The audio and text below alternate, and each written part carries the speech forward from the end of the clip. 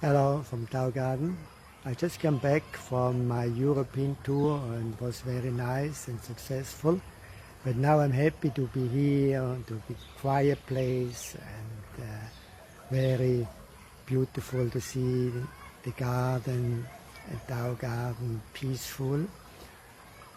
I just want to share you some experience I had in Europe. I met a lot of people. They had dry eyes, suffer from dry eyes.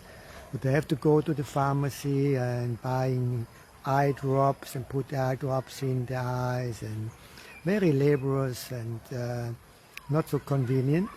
For this I have very good training, a simple training what you can do every day to avoid this.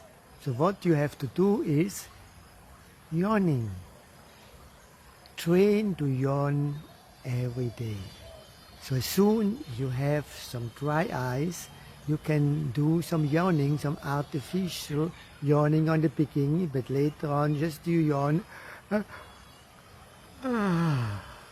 Few times you yawn, your eyes getting wet and you don't need eye drop.